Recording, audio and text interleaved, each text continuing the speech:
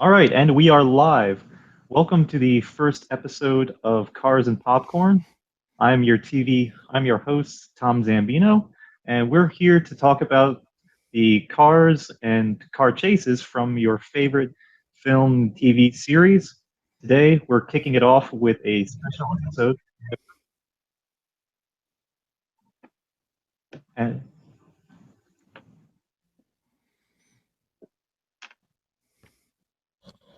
sorry, technical difficulties. I could hear myself. We are live, folks. So today we're going to do a special episode on James Bond, and I have myself a panel of Bond experts with me. Starting first, the one who suggested this episode. He fought me in movie fights and destroyed me in the speed round. His name, Bill Cariola. How you doing, Bill? Good. How you doing, Tom? I wouldn't say destroyed. I got lucky. All right. Hey, you got T2 way before me, so I froze. I think I just I threw the Hail Mary for the Ricky Vaughn argument and just lucked out. So yeah, that was pretty good too. yeah. And my second guest today, normally we'd only have one, but when I told him of this concept, he had to join in. Writer for Moto IQ and engineer for Hitachi Auto in Kentucky, David Zipf. How you doing, Dave? I'm doing awesome. And yes, I believe I threatened you with violence if you didn't include me in this, because I do know where you live. That you do. And Yes, you have a I truck do. that can actually make it there. Yes, unlike you and your roommate. Hey, my car can make it to Kentucky. Yeah, My your car truck can, your can't. truck can't. That's a fair point. But so on air, I need to just break this down for everyone to know. Curly is your nickname, and you have approved me calling you Curly since I have for the past few years. Yeah, as I said, even if you called me by my actual name, I probably wouldn't register it, because just your voice saying my name would not make sense to me. It really wouldn't, and it wouldn't make sense for me to say it. No, and So- you screw it up for the entire hour we're doing this. I really would. I'd say Curly many times. Yeah, so it's okay. I am Curly. That is fine. Some say that's my real name. It is, in fact. All right. So, without further ado, since we can talk about James Bond forever, we're going to try and hold this to an hour. So, we're going to get going with the main question. Curly, I know your answer to this, and we'll surely be talking about it in a little bit. But, Bill, what's your favorite Bond car? Oh, without question, it's the Aston Martin DB5. I mean, that's the car you think of when you think of James Bond. When they do big anniversaries like Skyfall, they always find a way to work that in. It's just a classic. It's iconic look. And I think probably because Goldfinger's it's definitely my favorite Connery, and it's probably one of my favorite Bond movies. It's perfect, honestly. So I don't know. That's just me. And just to show the people how perfect it is, I can share my screen, and you'll see it right there with the legendary Sean Connery just standing majestically next to it. Really, Yeah, and I believe Beautiful that car. was the road car that they used for filming, actually. So They did use a prototype as well for the filming. One of the first prototypes for the DB5. yeah, it was actually the production team, because they went to Aston Martin and they're like, "Hey, we want to use one of your cars," and they didn't like the idea of them dissecting like one of the new ones, so they went with the Aston Martin DP2161. Was actually the model of the prototype that they used, which was similar almost in every way to the DB5. And they were given two Aston Martins. So they're given one as the road car, which is the one they drove around, and one is the gadget car, which they had 6 weeks to dream up everything and put it in there. And that was all Ken Adam, which was he was the production designer on a lot of those movies. And he was a sports car fanatic, so he was chomping at the bit to just get a hand on this car. And there was a director, Guy Hamilton, actually. He went to him and they were talking, and it was on his way to set one day. He got like his third parking ticket in as many weeks or something. He's like, it'd be great if I could just change my license plate. And they're like, that's a great idea. And that's how they came up with the revolving license plate trick. It was like his dream of getting away with like getting stuck with parking tickets. And it's amazing how many times that trope has been reused. Like they've used that in the transporter. Now, he didn't have a revolving plate, but he had a rack full of number plates that he could change at every time he did a transport job. So and they've even done it in Mythbusters. I mean, it is very much an iconic, just that one gadget on its own is very iconic and is being used everywhere. Another thing they did in Mythbusters, which is I'm pretty sure everyone's favorite gadget, the ejector seat. I believe they burned up the interior of a car trying to do that with rockets. And then in Top Gear, they made a person very much shorter doing the same thing.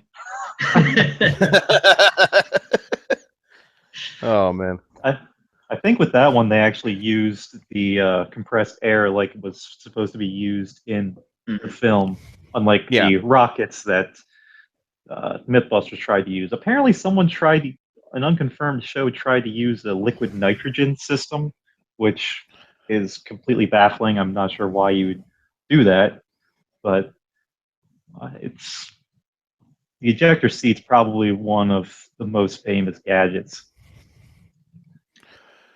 Yes, yeah, I would very much agree with that, and just the fact that it comes out of nowhere in the movie, and even when Bond, Bond has seen everything, and when Q tells him, push that red button or don't push that red button, because if you do, this piece of the roof comes away and the passenger seat comes out. Even James Bond goes, "You're shitting me, right?" I mean, ejector seat. And then one of my favorite Q lines ever, where he just deadpan straight looks at him. He's like, "I never joke about my work." Yes. Desmond Llewellyn. Every time he shows up in the movie, you're like, "Here's the best part," because it's always like the dream factory of like, what can they come up with for this time? Absolutely, and what I love about him is the way he plays that character. It's just a day job to him. He's, I spent 6 months on this. It's no big deal. I'm kind of getting bored with it. I'm going to try an exploding pen or a whatever. He makes his gadget and he goes, "Okay, go ahead and play around with it. Please don't break it. I know you are. I'm going to go do something else now." Try to be careful, Bond. Maybe bring it back in one piece. I don't know. I mean, occasionally he does. It's just one much smaller piece than it was when it started. Yeah. Let's talk about the gadgets on the. Yeah, I think the one thing about the DB5, especially in the Goldfinger movie, and if it's one thing time has kind of forgot, was the idea of the GPS system that was in it. Because now it's commonplace. It's everywhere. Back in 1964, this was science fiction. And they actually lived long enough to see that device come to fruition. Now, I have it on my phone now. It's like, oh, yeah, where am I going? Here we go. And there it is. So. Exactly. Yeah. But they still don't put ejector seats into regular cars. Why is that? Yeah, well, come on, Mr. Seat Engineer, tell us. What are you guys working on in the skunk works of Milford? Look, man, cost and weight. That is the opposite of the cost and weight goals of your normal OEM. But when you get rid of the seat, you're saving weight. But you still have the big compressed air tank in there. Use it for the air suspension. You'll be fine. Yeah. So, it's listing off more of the things that thing had: machine guns, the wheel blades to cut the tires of the Mustang, bulletproof windscreen and rear windows, which was a big deal back in the 60s. Yeah. Am I forgetting anything? Well, there was also the oil slick. Yep. And there was a few things that were actually built into it, but not used in the actual movie. So there was overriders that would come out the front and back bumpers. They would just stick out about a good 2-3 feet, these long rods. Anytime somebody does a recreation of the car, they actually will put that in there. There was a company that bought and refurbished, I think it's called the Q car, and they would take it to different Aston Martin dealerships all over the world, and they would put it on display. James Bond gadget car, so to speak. And they built in all the gadgets that were in there. And the other thing that was actually two other okay, so there's 3 or 4 here. Under the seat, there is a drawer that comes out under the driver's seat, and it has like different guns, gadgets, things like that. That was hidden. That was ended up not being used in the movie.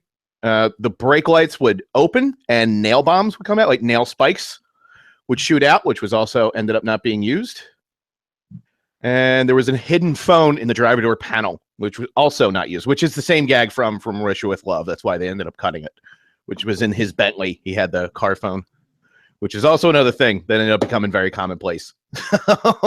Another science fiction that just became true. Yeah, you have to wonder how many. You have to wonder how many automotive engineers saw a movie like Goldfinger or The Spy Who Loved Me or even The Living Daylights and went, you know what? One of these days, I'm going to put that into a car. Obviously not like the caltrops and the wheel spikes, but things like GPS or the car phone or storage drawers under your passenger seat. That was not something that existed in the 60s. I don't know what you're talking about. Actually... I think of putting machine guns and ejector seats in my car all the time. I don't know what you're talking about. So there's a very famous and funny story. When they made Thunderball, somebody from the Defense Department had seen it, and there's a famous underwater scene where Sean Connery has this small breathing apparatus that he puts in, and they even say on the film, like, it only has about so many minutes of air and all this, and they filmed the whole scene, and I think it was like somebody from the Defense Department calls up Ian Productions, and they're like, that breathing apparatus you guys made, that's brilliant. We want to buy it off you. How much is it? And like, that thing doesn't work.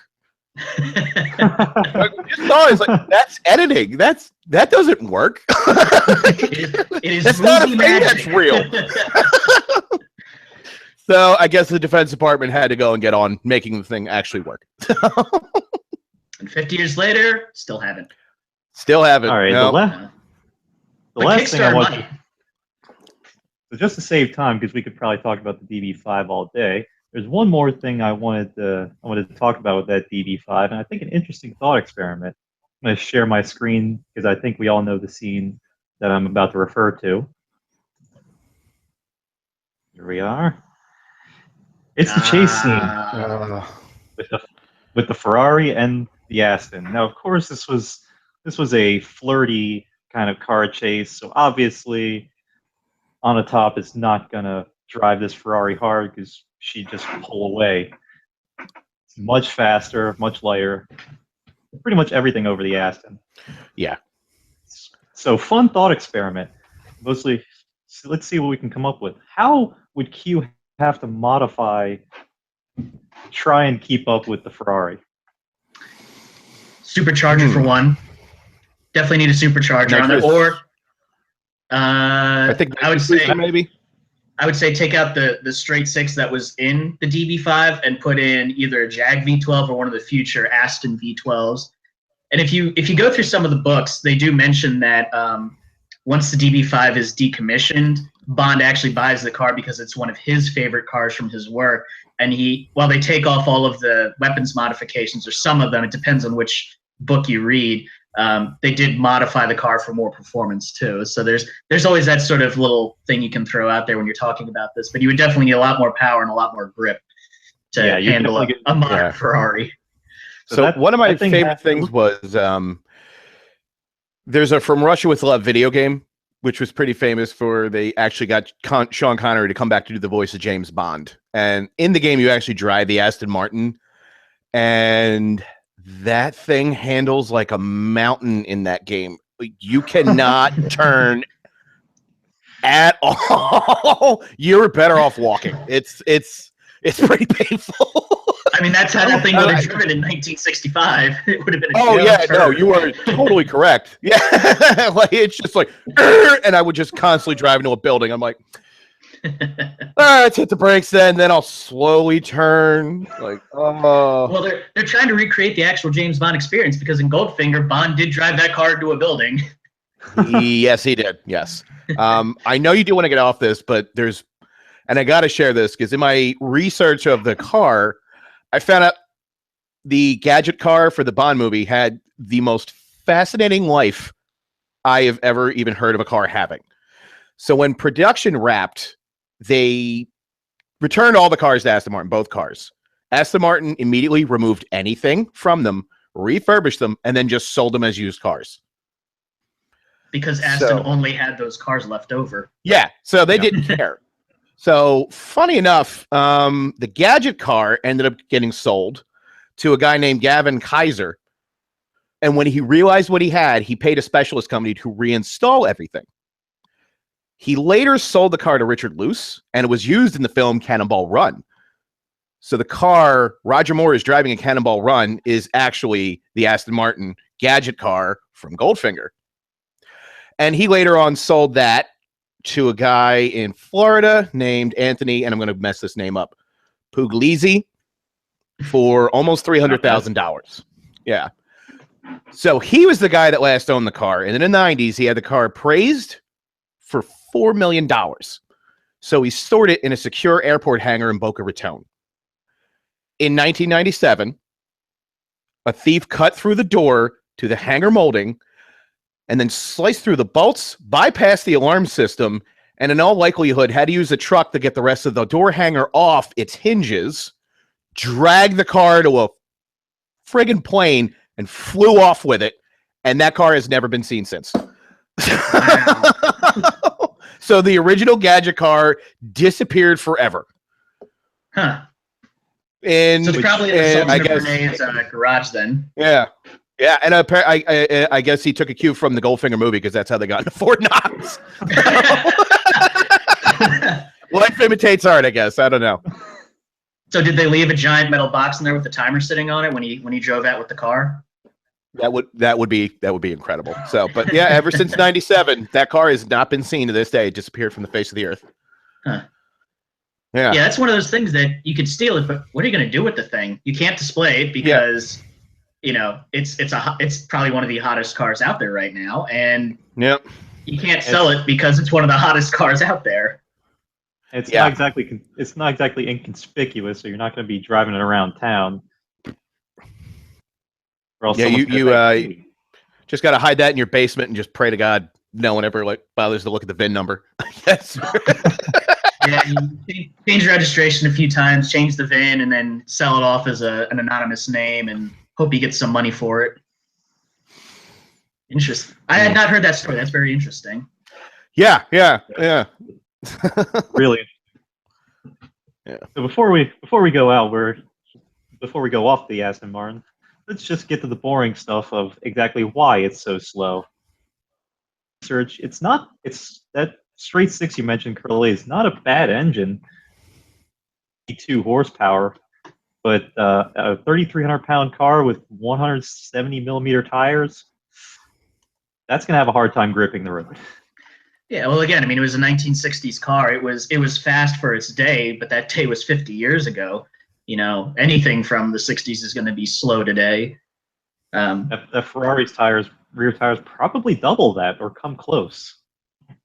I think it could probably fit at least 3, if not all 4 of the DB5's tires in the same footprint as the Ferrari's rear tire, just one of them.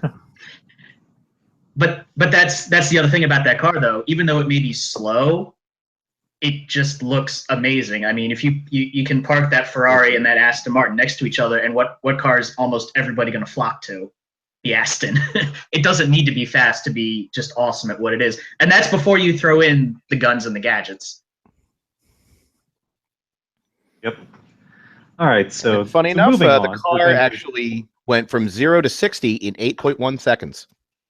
Yes, actually, I mean, that's not bad. It's just, Yeah, for then, it was really good. Yeah, but, yeah. that was pretty good. Just today, it's like, you know, my Toyota Camry can do that. Dude, your Tacoma might be able to go 0 to 60 about as fast or faster. Yeah. I think my old Saturn probably did at the same time.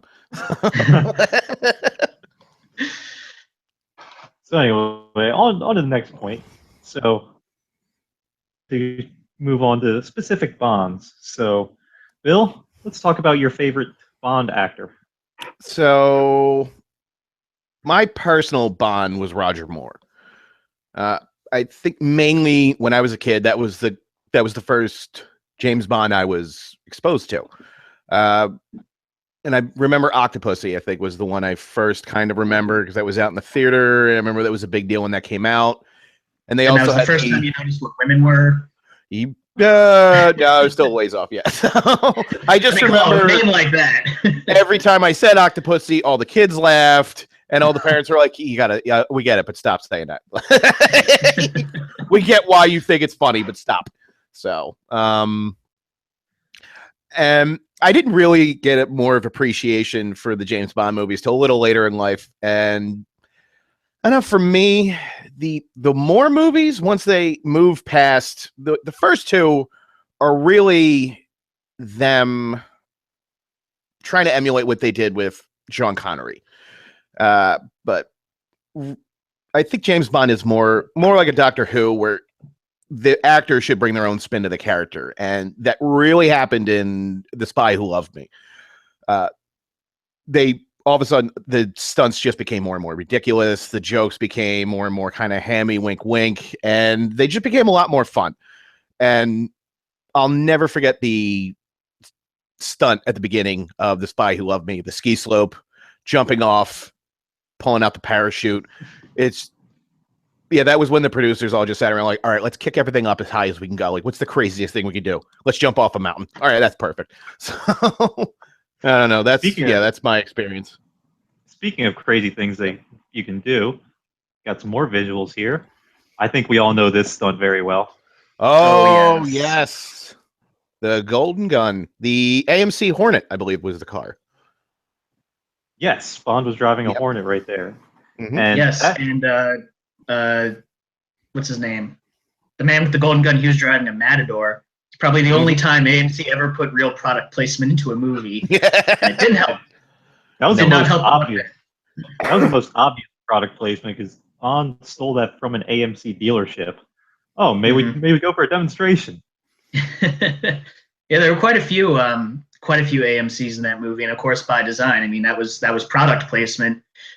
What, 30, almost 40 years ago now? Mm-hmm. It was a while ago. So, yeah. And that stunt, that barrel roll, was in fact the first car stunt ever calculated by a computer. Yep.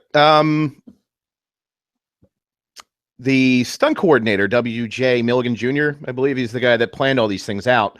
And the stunt was actually worked out on a computer used by the Highway Safety Bureau in America. And the computer was used to recreate single vehicle automobile accidents. And they had used it to create the stunt for a stunt show that I think was at the Astrodome at the time. And the producers reached out to them, like, can you actually figure out how to do this? And they type up on a computer, like, here's how the ramp's going to have to be angled. Here's how fast you're going to have to be going. Here's how you're going to have to counterbalance. Like, the counterbalancing, the weight, everything had to be perfect on this car to even pull off the stunt. And so the whole thing was calculated by an engineer out of Corning, New York. So the day of the actual stunt, there's actually only one driver in that car. The two people you see are actually dummies. He's actually laying down, and his feet are in the back seat operating the gas and the brake. And he was like painted in black so you couldn't see him.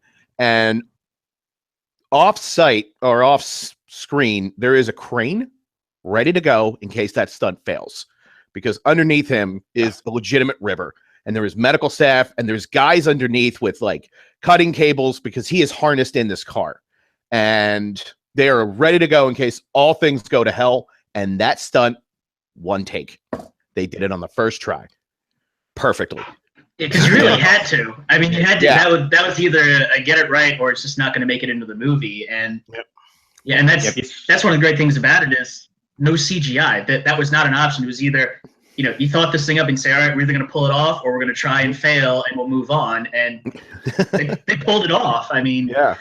And it was funny. It looked so perfect. Albert Broccoli thought it looked fake, and he wanted to film it again.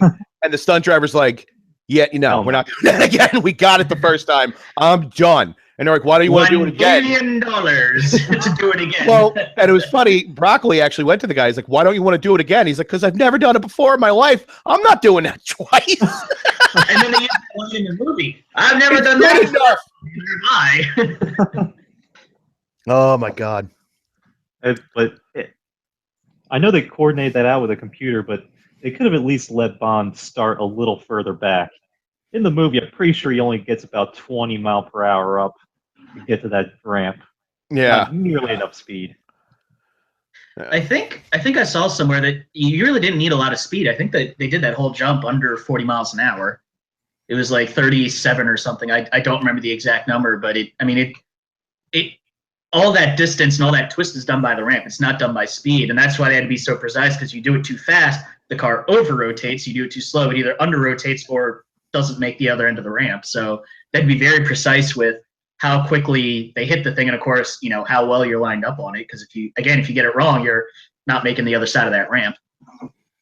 Also, one of the most hilariously convenient ramp setups in movie history. Oh yeah, absolutely. Yeah, you want to talk about like scenes that happened off camera. How did that bridge end up that way?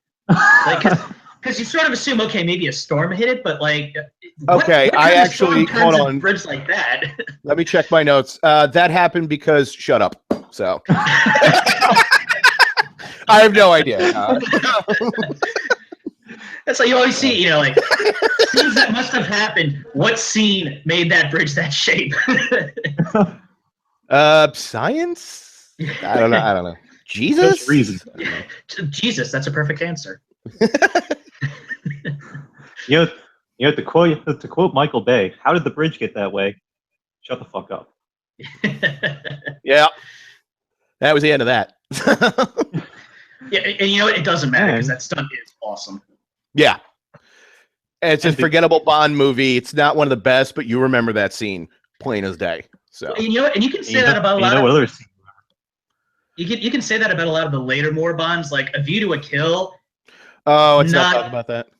But it has that Renault car chase, and the taxi is wonderful. It's got some amazing stunts in it, but it's got a surrounding movie that you don't really remember. It's the same with The Golden Gun. Kind of the same with Moonraker. Got one of the worst effect shots ever. Which one? Is the jumping off the Eiffel Tower. Ah, yes. On the first shot, it looks gorgeous, but on the shot coming down, you clearly see the plank they had to put out because they needed to get far enough away, or else they wouldn't have been able to pull off the jump. So, but the whole car chase. I love how that Renault starts as a car and then ends up as almost a two wheels and a seat.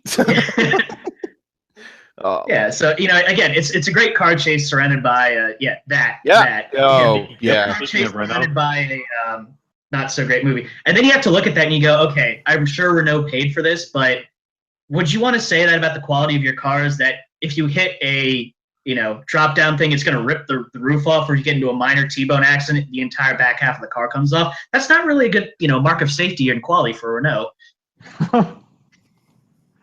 I don't think that was part of their marketing plan either. So probably not. No. Yeah. Well, I guess maybe not quality and reliability, because that thing is still running, even though 60% of it is gone. Definitely not a good mark for safety. At least it was front-wheel drive, so you could kind of believe that it's still running, even though it's lost the back half. It's at least. I mean, as long as there's enough. As long as there's enough gas in the fuel line to get him to the edge of that bridge, then yeah, it'll work, because it's going to keep running until it runs out of gas. And speaking which is of probably plausible, going to be 100 feet. Yeah. And speaking of plausible, I'm pretty sure we have to talk about this from the Roger Moore era. Yes, the Matador, it is back. Yes, the AMC Matador with a plane strapped to its back. Now, before you go away from this picture, I love how Nick Nack is just sitting there like, this is just a normal day. I'm in a flying car. He's just sitting there like almost picking his nose. This is Mike's Tuesday. This is what we do. Exactly. Yeah. It's like, this is no big deal. This is normal. Also, he was an actual midget. He must have had one hell of a booster seat to get up there. So, funny enough, though, they based that car off an actual flying car that someone did build that actually worked. The production team, they found this ad, and there's a picture. I can't remember the car that was actually used, but when they went to reach out to the guy, like, hey, could we use this car for our movie? They found the guy actually had committed suicide. So they had to get together, and the effects team built their own and actually built a full-size car, which they could not get to work right. So all the flying scenes are actually done with a handful of models. They actually built some model airplanes, put a car on, and actually got to work correctly. So the first takeoff you see is actually a model. Yep, and funny enough, you say correctly, but you mean correctly, because I'm sure this thing flied awfully. It flew. So it in my research, it did actually fly about 500 meters, and then I'm sure it didn't go well afterwards. Yeah. But that was just that's one of the wonderful things about those older movies, and this includes the DB5 and of course everything before that. Everything that they built actually worked, because you couldn't fake it. Yeah, exactly. You couldn't fake it. There was no they had to get that thing to work right. So yeah, again, you putting those big wings on the Matador, or cutting a Renault into quarters, or jumping a Citroen 2CV, which I think we're going to talk about at some point because we have to. Did someone say transition? Sure, why not? Sure, let's do it.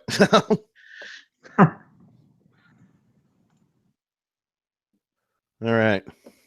My slideshow's bugging out for a moment, so looking for the 2CV, which, funny enough, they have to, in order to make that chase scene somewhat plausible, I believe they replaced the engine with a flat 4.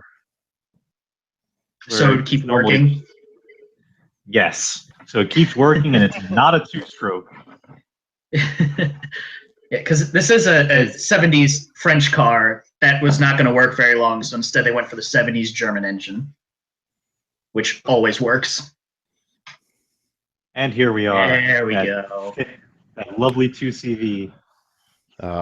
So there was a reason why he was given that car in this movie.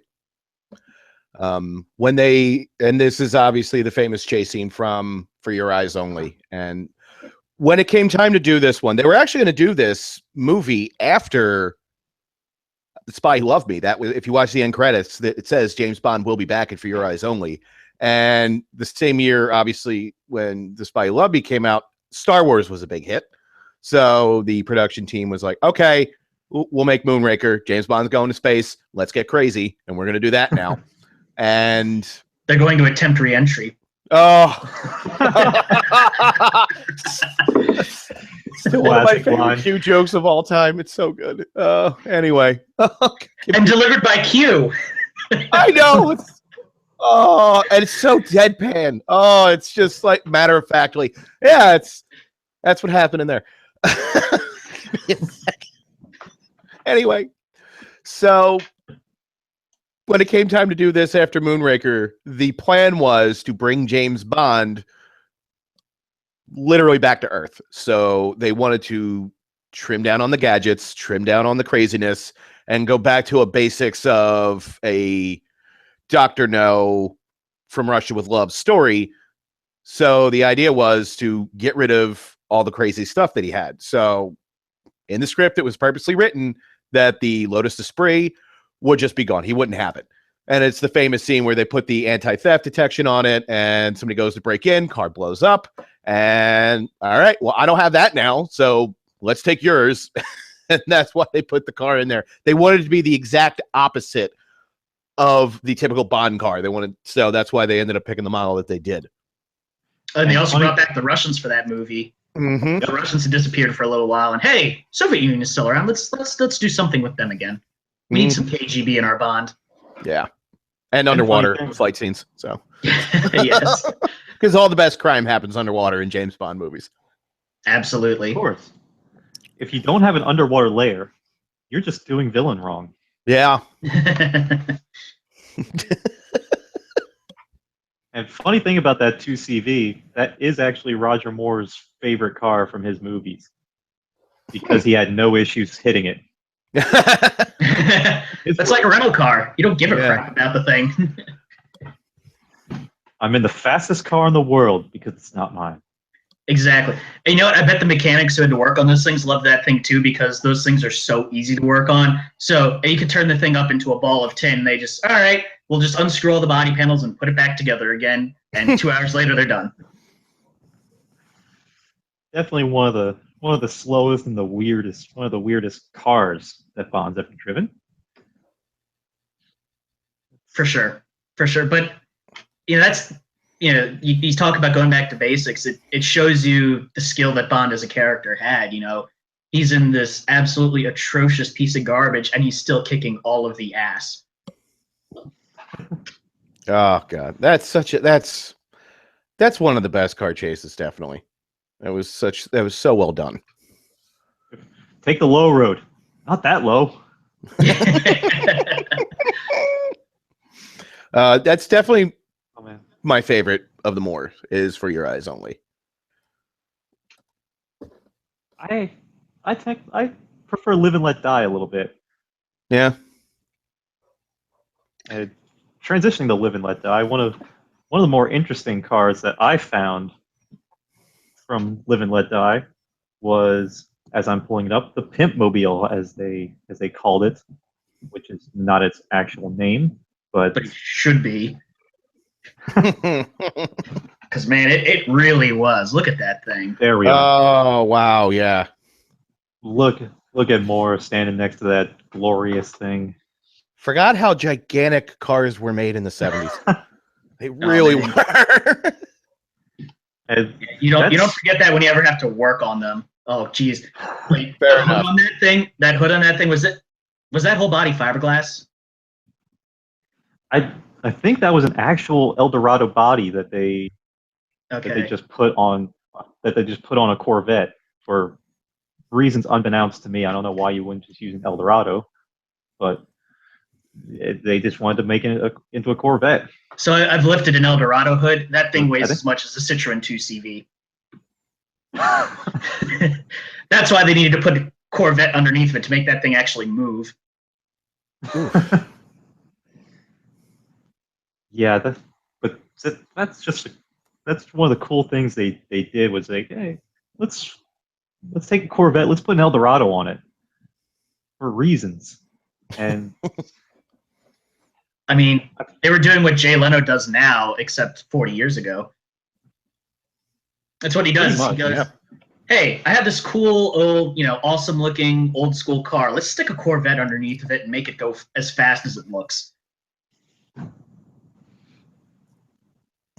and there have been a lot of people since then that have tried to copy that particular Corverado, and a lot of companies would actually create one and sell it like it was a Roger Moore car. It's been controversial for a while, but it was originally created.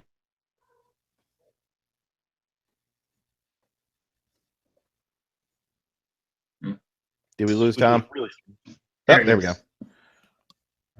oh, You had all right. hiccups, sir. That tends to happen from time to time on Hangouts. So Mm-hmm. So you were saying? I don't know where you guys lost me. I had me the whole time. You were talking about the replicas and the knockoffs. Yeah, it was the originals were created by Les Dunham, but there was a company called Les Durham that made knockoffs and would try to sell these cars at really high prices, claiming that they were Roger Moore Bond cars, when in reality they were fakes. Only two were created, so there aren't many that are going to pop up for sale.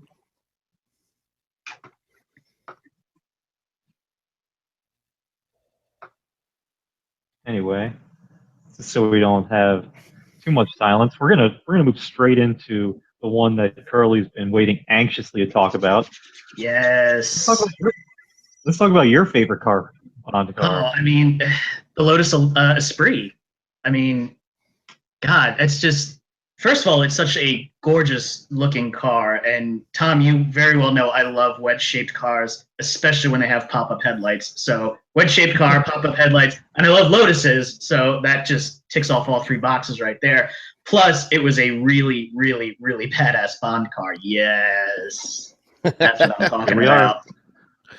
So, interesting fact about that car, that exact car right there in that photo, do you know who owns that right now? Yes, Elon Musk. Yes, he does. and the story of how he ended up with it is kind of interesting. It was used as a promo tool for a few years, and then I believe the production company just stuck it into storage, left it in storage for a decade, stopped paying the storage fees. Some dude bought the storage locker for $100, pulls off the car cover and goes, "What the hell is this thing?" Because he'd never seen The Spy Who Loved Me. So he pulls it out, and he puts it on the back of a tow truck, and the trucker's going, dude, you know what that thing is? So he finally buys the VHS. He goes, oh, holy crap. And then he hung on to it for another like 2 decades. He finally sold it for $1 million. Talk about profit. He spent $100 in 1987, sold it for $1 million in what, 2015, I think, 2016? I don't even think I could figure out the percentage of that markup. Yeah, basically he made That's insane. $999,999,999.99. Oh, wow. Wow. Yeah, it's, all right. But my favorite story about those cars is how they ended up in the movie, because I don't remember what car they were originally going to use, but they were still deciding. What was it? Yeah, so they were still deciding what car they were going to use, and Lotus had just finished the Esprit prototypes, and they heard a rumor that they're looking for the new Bond car, so they took one of their prototypes, drove it out to the studios right before lunch, covered up every single Lotus logo on the car, and just left it there and walked away. And they did that for a couple of days, and all the producers and all the movie people go, wow, that thing looks really awesome. What is that? And one day, as they're all coming back from lunch, the people from Lotus walked over to the car, got into it, and started to drive it away. And, of course, made sure that all the movie producers saw it, so that the movie producers want to contact them and put it in the movie. So it's just one of those, they snuck it in there. Yeah, it wasn't just anyone that drove it. It was the chairman of Lotus at the time. He wanted to make sure that they saw it, so he personally drove it to their studio office and parked it out front. That probably would have been Colin Chapman. That car, yeah. Yeah, I mean, it's so neat, and it works for that movie, especially when you talk about turning into a submarine, because it looks like a submarine. Yep. A DB5, as great as it is, does not look like a submarine. Yeah. Sorry, go ahead.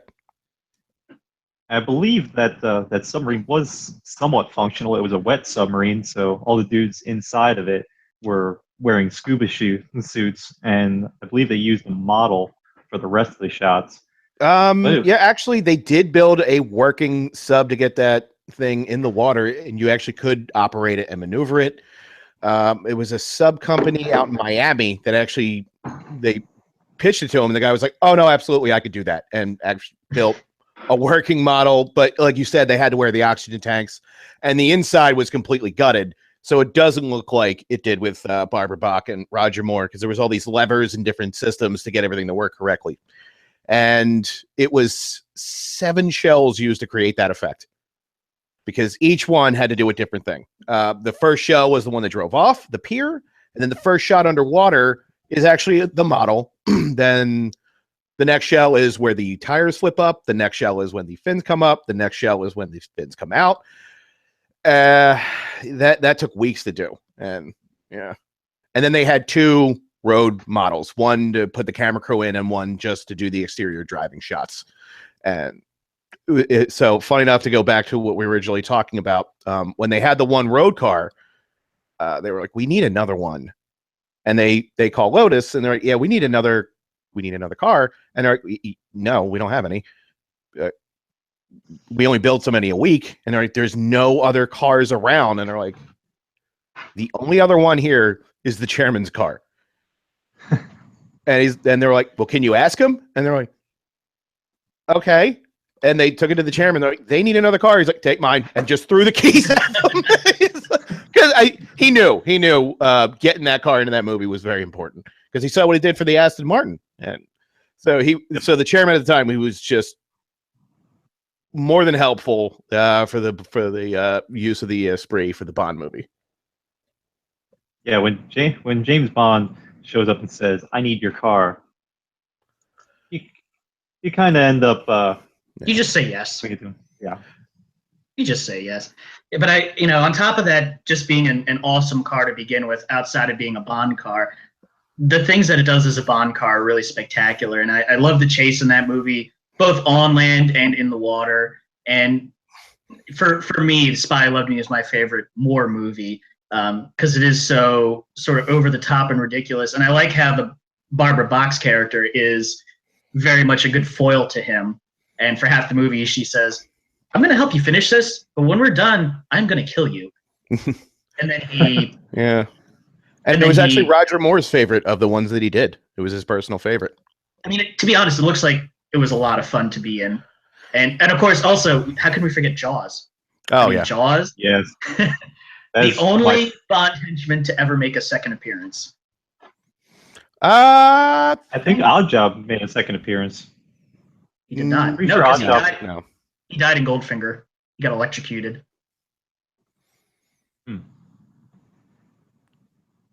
I mean, there have been recurring characters, but I'm pretty sure it's the only henchman that actually survived a Bond movie. And could potentially Survived twice. Yes, that's right. That's right. Well, yeah. Did they actually show him land back on Earth after Moonraker exploded? Yes, okay. I believe they do. Yeah, him and his girlfriend survive. Yeah, at the end of Moonraker. They also noted they had two survivors, one of them being quite large. So they they referred to it in the film. That would be a great throwback for the next Bond movie. Toss Jaws in there.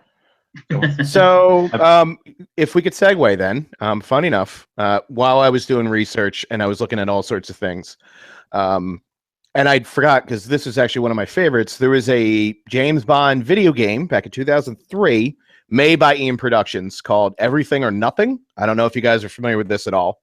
I remember it.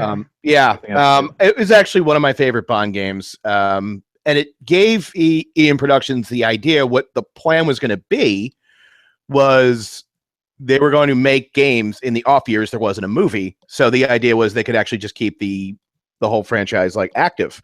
So for this game, and it's the only time it's happened, they got the likeness and voice of Pierce Brosnan. So this is right after Die Another Day. So he actually comes and returns as James Bond. And Judi Dench is M, John Cleese is Q, and they actually got Jaws in the game. They got Richard Keel's likeness, his mannerisms, so he actually is credited as being in that game. And the Bond car for this game, since I know that's what this is all about, is the Porsche Cayenne Turbo, of all things, if you can believe it.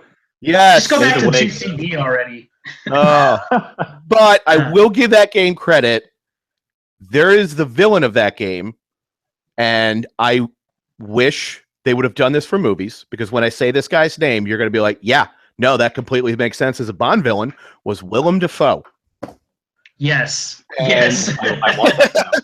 And just to tie it all back home, he was an understudy for the Max character, the Max Soren character from View to a Kill, Christopher Walken. Did not know that. Interesting. Yeah, it was actually a really great game, and it was the strength of that game that made the From Russia with Love game, where they were able to get Sean Connery to come back. But yeah, so the Porsche Cayenne game. I actually might have that game. I know I've got a few Bond games on my Xbox, but I probably didn't play it for very long. I'll have to fix my Xbox and play it now. Yeah, it's a shame they didn't make that one backwards compatible for later, like consoles, because that was a great game. It really was. I still have my Xbox. The disc tray just won't open. I know how to fix it though, but now you have motivated me to fix my Xbox. And go play Bond games. Oh yes. Yeah. I also have the From Russia with Love game, and I also have the GoldenEye remake. And I have not started the From Russia with Love. I have started the GoldenEye, and it's a little weird hearing Daniel Craig do Pierce Brosnan's lines. Yes, just a little bit. From Russia with Love game is worth it for the one board, because it follows the movie pretty well, but the one board, you're given the jetpack from the Thunderball opening sequence, and there is a board where you're flying around on a jetpack. You're flying around Big Ben shooting at guys. Okay, yeah, I definitely have to play that game now. Yeah, I mean that whole sequence alone is worth the price of admission. It's so good. Tom, if I missed Formula One today, that's why. Yeah. Another Roger Moore car, not a car, but one that I really wanted to talk about because I found to be one of the more hilarious scenes in a Roger Moore movie. I think we'll all remember this. Oh, yeah. The gondola. The power hover gondola. Which is funny because when I watched that scene, because I rewatched Moonraker not too long ago, this is where he gets in there, and I'm like, at no point in time do they mention that's a Q vehicle? Because he just jumps in that randomly. So either that was impressive tracking for him to take that, No one really thought that through. Or maybe gondolas are more than we thought. Yeah, maybe that's how all the gondolas are. We don't know. What secrets do gondola riders or gondola pilots have? We don't know these things. Mm. Maybe they just have hover devices underneath and motors in the back. Exactly. But you know what? That one vehicle sums up everything that was really awesome about Roger Moore. You know, it is very much a Bond vehicle, but it's also very much a Roger Moore vehicle, and that definitely goes back to what Bill was saying about, Bond actors are kind of like Doctor Who's. They all have their own special touch. You could not see maybe George Lazenby driving that, but I don't. Connery, Brosnan, definitely not. Yeah, there's definitely no not Craig either. Driving. Yeah, and he's definitely not driving a power gondola. No. So there is one car I did want to mention if we have a minute. Sure. And since we're on the subject of later Bonds, was the GoldenEye car, which was the BMW Z23. And the reason why this one I want to bring up is because this was actually a big point of controversy in the Bond series, because it's the first time Bond's car is not a British car maker. His first official Bond car. Yep. There have been other Bond cars, but they weren't Q cars. Yep. So if you go back and actually watch the movie, there's no gadgets in this car either. There's only I believe it was like a sonar or like a map system. Because the deal came so late into production, they weren't able to come up with anything. So they're like, all right, just put something on there real quick and make it a Q car, and there we go. There it is. Yeah, so it was the beginning of a 3-picture deal with BMW. I think when they presented the car in the movie, Q does say it has a few gadgets on it, but you don't actually see any of them. That car gets about. Oh yeah, and here's some stuff, and we gotta go. Screen time where it's driving, and plane lands behind it, and then they give it to Jim Wade, and then that's the last you see of that car. Yes, it is. Although, which is fine by me, because in the next movie is the BMW 750iL, and one of the best chase ever in the Brosnan I'm so glad era. you said that, because that chase is incredible. It is, and for me, that may not be my favorite Bond car, but it is the best Bond car because it has all of the awesome stuff you expect out of a Bond car, but it actually blends in. And it's remote controlled. The whole remote control scene is incredible. Again, talk about a prototype that exists now. Like your BMW i8 has that in it. You can call your car over to you, and you can also have reinflatable tires. That is now. I don't think it's a production option, but they have it on off-road cars. They're run flats, right? Is that what they are? No, they actually have a system where you can air your tire back up. I think there were some production cars, I believe, that had that equipment on it. They might have been like a Hummer or a I think you're right. military vehicle. I think on just barely. I think on an H1 you could get that as an option where you'd had an onboard air system that can inflate the tires, but it could not seal a puncture like that. And I know in off-road racing they do have a little can of compressed air that's got goo in it. Yes. Yeah. But look at that thing. I mean, it blends in. An Aston Martin, a Jaguar, a Lotus, they don't blend in. That blends in. A silver BMW sedan, especially in Germany, there are millions of those things. So you don't expect it to be full of gadgets and weapons and to be incredibly fast. Just look at that parking garage. You're surrounded by Mercedes. They're all silver. They're all square boxes. And Aston Martin sticks out in that environment. Just a bit. Yeah, just a bit. But that thing. And of course, I love the way he returns it. right into the Avis window. Yeah, and actually, Tom, if you can pop that picture back up again, I believe the license plate on that was it was a callback to the DB5. I think the license plate number was the same as one of the ones on the DB5. Or it was one number off. There we go. Picture. Yep, there it is. Yeah, the BMT. I think the DB5 was BMT 214. This is BMT 2144. Yep. And that's supposed to be a callback to the DB5. And I love that car. I love that chase. I mean, the Lotus for me is more iconic, but if you're talking about the ultimate spy car, it's the BMW 740iL. Oh yeah. Because a spy is supposed to be hidden. Yep. Mm-hmm.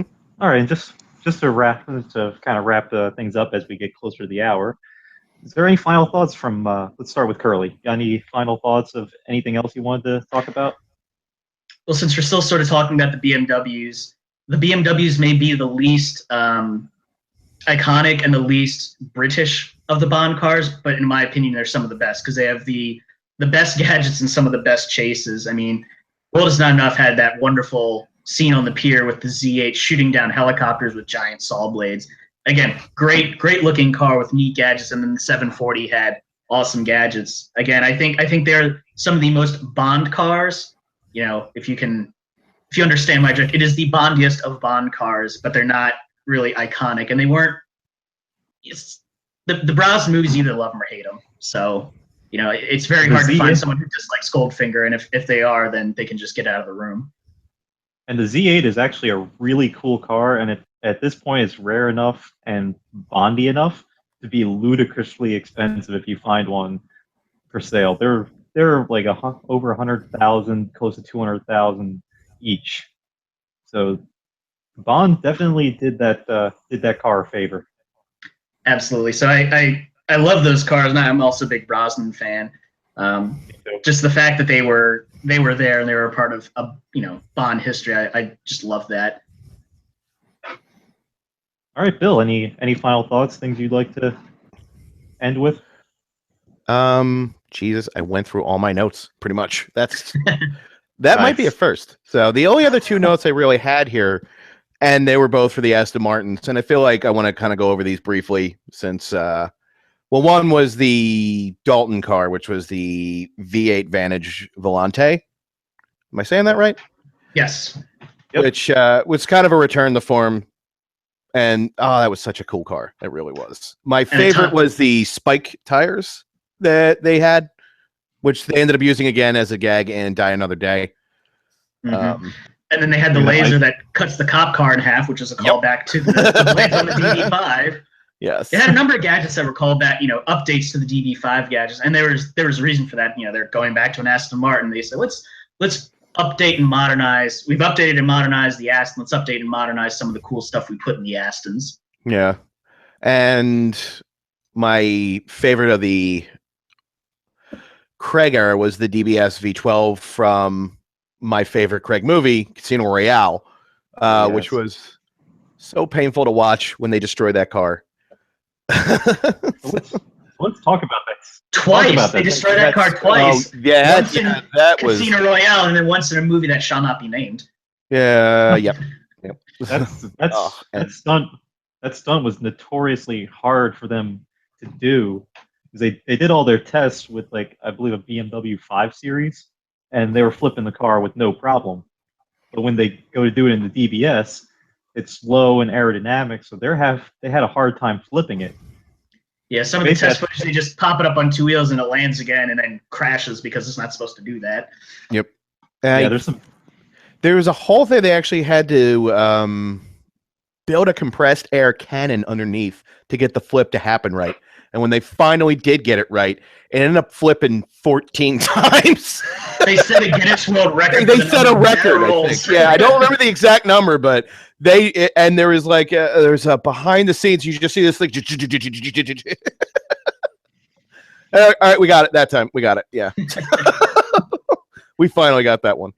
And again, it's great that Bond, even in the ages of CGI, will still do those stunts in real life. They could have done it in CGI, but no, they got to. Yeah, but then you end up with that whole surf sequence at the beginning of Die Another Day, and it just looks terrible. So they learned their lesson. Yeah, they really did. So, oh God. All right, man, this was quite the discussion. So yeah, one more thing I just had to bring up for is a famous moment in, I think one of our favorite shows, Top Gear. We're gonna screen share the time James May thought he was Bond. I forgot he wore a suit when he showed up with that car. He did, and their first response was, "Oh, he thinks he's Bond, doesn't he?" Yeah, I mean, and again, it's an Esprit. It just looks awesome just sitting there. Probably because it's broken, but it still looks awesome. So that was a V8, so it was much cooler, much faster, but not as There was iconic. no V8, so it probably broke all the time. Well, yeah, but it's a Lotus. That's kind of expected when you have that. All right, so Curly, do you have your trivia questions ready? Let's I finish do with have some my fun. trivia questions ready. Oh, here we go. All right. All right. So since there's no one to trivia against you, I was going to try and patch someone in, but we're just going to barrage Bill with questions and see how he does. Probably So we'll poorly, but we'll see. So All right, let's see. What comic I'll let book you start film? off. What comic book? Goodness, what comic book film has the Corvorado also featured in?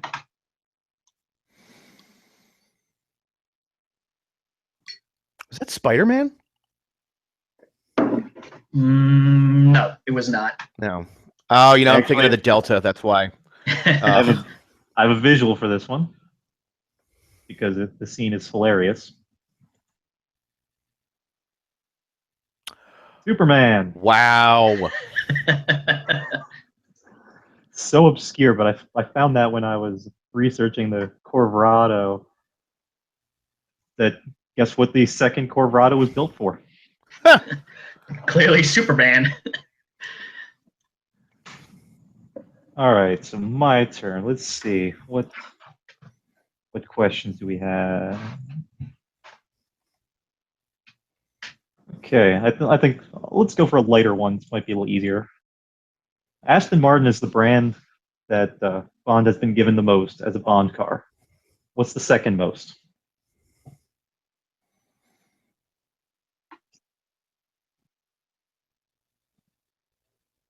I would think BMW, only because they only gave one model of the Lotus. But Only one Lotus. There was like an Alpine in there, but yes, 3 BMWs. So that makes it the second most. Das Germans. yeah, All right. Let's see. Only one official Bond actor has never driven the Aston Martin DB5. Which Bond actor was it? Got a 1 in 6 chance of this one. yep. That has to be Roger Moore. Funny you said Roger Moore because this was actually somewhat of a trick question. You mentioned the time that Roger Moore, But he was never Drove in a a Bond DB5 movie on driving it. I didn't say he was in we didn't Bond say movie. Bond. We didn't say Bond movie. I said it was a Bond actor who drove it. Let's see if you can get it now. Bond actor. Your options are very narrow. Yeah. I guess that's got to be Lazenby then. That's the only other thing I could think of. Incorrect. That was actually Timothy Dalton. There was a Oh, there's a Man from Uncle TV movie where Lazenby got to drive a DB5. I think he was using the name JB in that movie, so it's kind of like a running joke. right. Damn. Okay, let's get a couple more. I do have one. Go for it. So, Goldfinger, the Aston Martin that is given to him is the DB5. In the novel, what was the car? It was DB3. What's that? DB3. Nope. Bond's car was. I believe Bond's car was a Bentley in the books. I don't remember the exact model. It was a Bentley in the books, but when he goes to Q Branch in the book, he is given the Aston Martin DB MK3. So yeah, actually, it was the DB3. I was just reading that. Sorry. I was like, oh no, that's what MK. Yeah, that's Mark III. Oh, Mhm. All right. So that was actually correct. So Yes. All right. So I'd like to say on the Bentley, it's a real shame that the movies have never done the Bentley because it was, Tom, you'll recognize this. I think it was the same kind of Bentley that Brian Johnson drives. Yeah, big straight eight with the supercharger hanging off the front.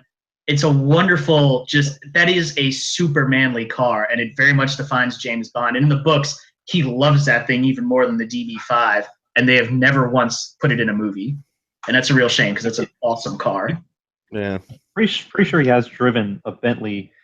I think it was like a 3.5 liter. Yeah, he's driven Bentleys, but he's never driven that Bentley. True enough. All right, next question, Bill. What is the fastest car from 0 to 60 that Bond has ever driven? Oh my God, I have no idea. There are a couple answers to this question, actually. Yeah, logic would suggest it's got to be one of the newer Aston Martins. I would imagine. I can't even think of any off the top of my head. Is it the Vanquish? It's close. It's actually the 2CV with the flat 4 in it.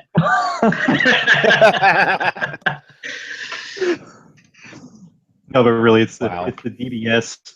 DBS and the DB10 were tied for the fastest 0 to 60. All right, Tom, this is a question for you since you're a somewhat engine guy. The V12 that appeared in the Vanquish, the DBS, and the DB10, what engine did that originate from in Aston Martin? Oh, man. I can give you a big hint. Ford had a big hand in it. Oh, I remember they basically glued a couple V6s together. V6, though. I can't remember the Ford car it came from, but I'm pretty sure they It was the 3-liter Duratec V6 dual overhead cam. They put those things in the Taurus, but that that engine originally was supposed to go in the Ford Indigo supercar. So they took two V6s, welded them together, built a car based off of their Formula One and IndyCar racing heritage. Then they never built the car, and then when they bought Aston Martin, they took that engine and stuck it into the front of, I think it started with the DB7, and then they've just been using that engine for the last 15 or 20 years. But they made it better every single time. We had started off as two Ford Taurus V6s duct taped together. All right, I'll only torture Bill with one more question. Let's see, let me pick the perfect one. All right, Bond has been in a lot of movies, and obviously you love the DB5. So, how many movies has the DB5 featured in? In canon Bond movies? Yeah, canon Bond movies. Okay, let me think here.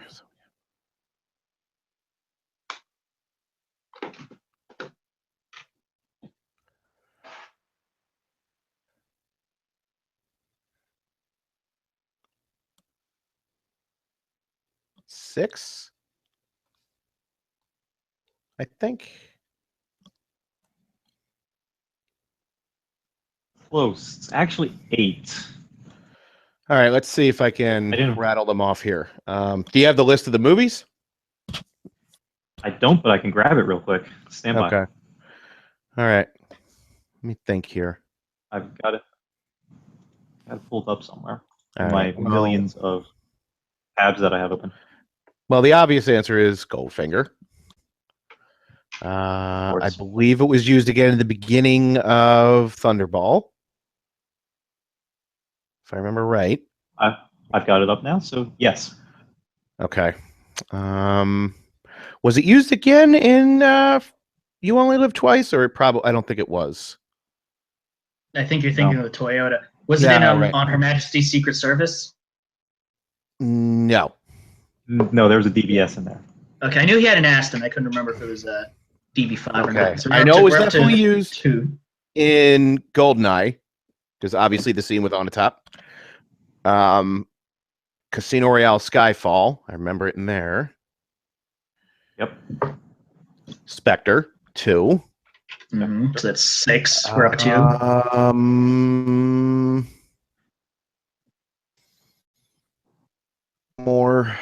Pierce movie, and I can't remember. I'm gonna guess Tomorrow Never Dies. Yep, Tomorrow Never Dies. Oh my god. And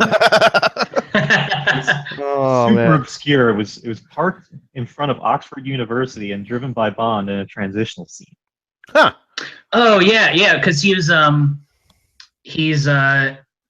sleeping with his this is like his Dutch teacher. He's learning some language and he's sleeping with her, and then he has to go back to headquarters and he's got the DB5. I remember that scene. Yeah. By the way, that's my last favorite Bond movie. That was actually the first Good one I one. saw in the theaters, believe it or not, was Tomorrow Never Dies. Yeah, I think the first one I saw in theaters was Die Another Day, but the first one I actually saw was World Is Not Enough. Yep.